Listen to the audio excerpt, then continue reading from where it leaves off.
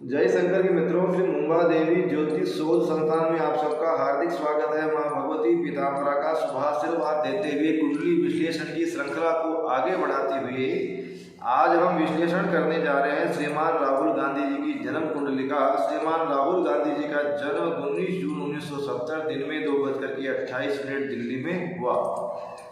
जन्म कुंडली का निर्माण किया गया तो तुला लगन की कुंडली बनती है। तुला लगन में बृहस्पति बैठे हुए हैं, दूसरा भाव खाली है, तीसरे भाव में धनु राशि के चंद्रमा, चौथा भाव खाली है, पांचवें भाव में कुंभ राशि के राहु, छठा भाव खाली है, सातवें भाव में मेष राशि के शनि, आठवें भाव में बुध वृषभ राशि के, और नवें भाव में मिथुन राशि के सूर्य मंगल, और 10वें भाव में शुक्र कर्क राशि के, और 11वें भाव में सिंह राशि के केतु विराजमान हैं। आप सब लोग जानते हैं राहुल गांधी जी को राजनीति विरासत में मिली है, यानी ये बड़े शाही परिवार से आते हैं। आप सब लोगों को विदित है कि इनके नाना जी से दादी जी से पिताजी से माताजी, राजनीति इनको विरासत में मिली है। इन्होंने स्वयं ने क्या किया वो सब विश्लेषण आज इनकी जन्मांग से आपको हम बताने जा रहे हैं। तो इनको राजनीति विरासत में मिली, इन्होंने संघर्षों के बाद में सफलता प्राप्त नहीं करी, जबकि इनकी कुंडली में लिखा हुआ है संघर्षों के बाद ही सफलता प्राप्त होगी। तुला लगन का स्वामी दशम भाव में शुक्र, लग्नेश दशम भाव में शुक्र समस्त भौतिक सुख संसाधन शाही जीवन व्यतीत करने वाला बनाता है, ये तो आप सब लोग जानते हैं। सप्तम भाव जो पत्नी का होता है वहाँ नीच का शनि बैठा हुआ है, यानी विवाह से दूर रहेगी, विवाह सफल नहीं होगा, गंधर्व विवाह होगा, लेकिन वैवाहिक जीवन उत्तम नहीं कहा जा सकता, या विवाह प्रतिबंधक योग भी बन रहा है, ऐसा भी अगर मैं बोल दूँ तो कोई अतिशयोक्ति नहीं होगी। पंचम भाव में राहु मौजूद है जो शनि के घर में बैठे हुए हैं, पेट की तकलीफ इनको कुछ रह सकती है। और तीसरे भाव में चंद्रमा, तीसरा भाव भाई बहनों का होता है, चंद्रमा स्त्री ग्रह है तो पता है आपको, प्रियंका जी की बहन है। और 10वें भाव में सूर्य और मंगल की युति, सूर्य पिता का कारक, इनकम राज्य स्थान का मालिक होकर के भाग्य स्थान में बैठा हुआ है। आने वाले समय में सूर्य की वजह से इनको बड़ा संवैधानिक पद या बड़ी जिम्मेदारी भारत सरकार की भी मिल सकती है। तो ये सब तो एक छोटा मोटा बाहर से जो हम विश्लेषण करते हैं वो हो गया, लेकिन मैं आपको बता दूं कि 2014 के पहले 2014 के पहले इनका गांधी परिवार का प्रत्यक्ष और अप्रत्यक्ष रूप से राजनीति में हिस्सा रहा है, ये आप सब लोग जानते हैं। प्रधानमंत्री कोई भी रहा हो, लेकिन बिना गांधी परिवार के आशीर्वाद के कोई भी मंत्री, प्रधानमंत्री, संतरी नहीं बन सकता था, ये आप सब लोगों को पता है। लेकिन 2012 में जैसे ही मंगल की महादशा आई, राहुल गांधी जी को मंगल की महादशा, तुला लगन में सर्वाधिक अकारक ग्रह होता है मंगल, और मंगल की दशा में यानी मार्गशीर्ष की दशा में रोग, ऋण और शत्रु प्रबल हो जाते हैं। तो 2012 से कितने घोटाले सामने आए दुनिया के, इतने घोटाले कांग्रेस सरकार के सामने आए कि आज अगर गिनने लगो तो पता भी नहीं चलता। बहुत से घोटाले हुए, उन सब घोटालों को उजागर किया गया।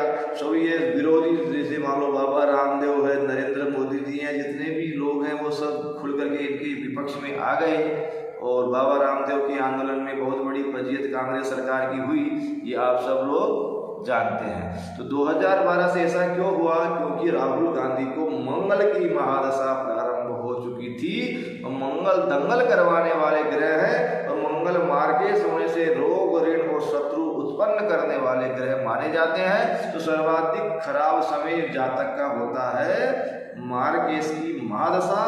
तो 7 वर्षों की मार्गेश की महादशा राहुल गांधी जी को 15 अप्रैल 2019 तक रही।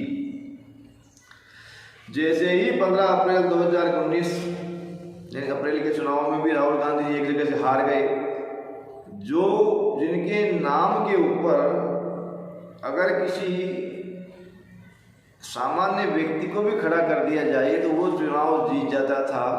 ऐसी स्थिति में मंगल की महादशा यानी मार्गेश की महादशा में स्वयं राहुल गांधी जी अमेठी से चुनाव हार गए, और वायनाड से उनको जबरदस्ती जिताया गया। ये सब आप लोग जानते हैं, ये होता है ग्रहों का खेल।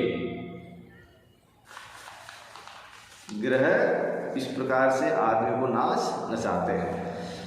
तो मंगल की महादशा समाप्त हो गई 15 अप्रैल 2019 को। 15 अप्रैल 2019 से राहुल गांधी जी को राहु की महादशा प्रारंभ पंचम भाव में बैठ करके जबरदस्त योग कारक है। राहु की महादशा में देखो राहु स्थान परिवर्तन करवाता है, तो राहु में राहु रहा इनका 28 दिसंबर 2021 तक। 28 दिसंबर 2021 तक जैसे ही राहु समाप्त हुआ, राहु में बृहस्पति आई, तो बृहस्पति यहाँ तीसरे भाव के स्वामी होकर के लग्न भाव में विराजमान है। आप सब लोग जानते होंगे तीसरा भाव छोटी छोटी यात्राओं का होता है, लेकिन राहु में गुरु का अंतर, ये भ्रमण पे निकल जाते हैं या पर्यटन योग का निर्माण होता है, स्थान परिवर्तन होता है, धार्मिक यात्राएं होती है, समाज सुधार या सनातन धर्म के प्रचार प्रसार के लिए बड़े संत साधु सन्यासी यात्राएं करते हैं। उसी प्रकार से इनको जैसे ही राहु में बृहस्पति आया और ये भारत जोड़ो यात्रा पर निकल चले।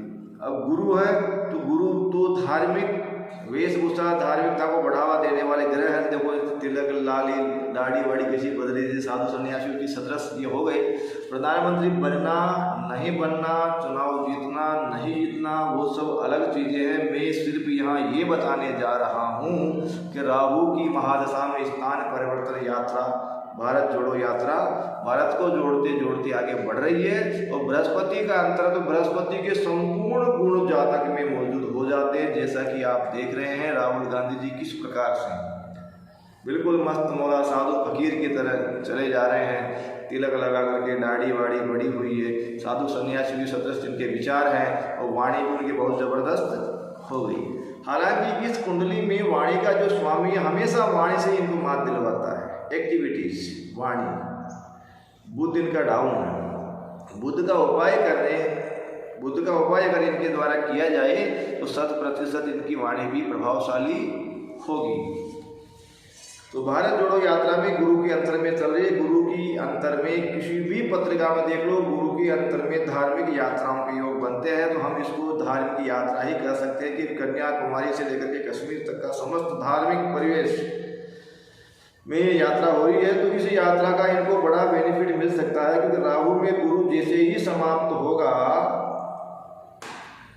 22 मई 2024 को, और राहु में शनि का अंतर आएगा। वो शनि सर्वाधिक योग कारक इस कुंडली में, लेकिन बैठा हुआ है पत्नी पक्ष में नीच राशि के, तो नीच राशि के ग्रह भी ऐसी बात नहीं है, राजा बना देते हैं। तो शनि का अंतर बहुत जबरदस्त होगा, उसके अंदर इनको विशेष ख्याति और सिद्धि प्राप्त होगी, इनके नाम का डंका बजेगा और बड़ी संवैधानिक पद की जिम्मेदारी इनको मिल सकती है।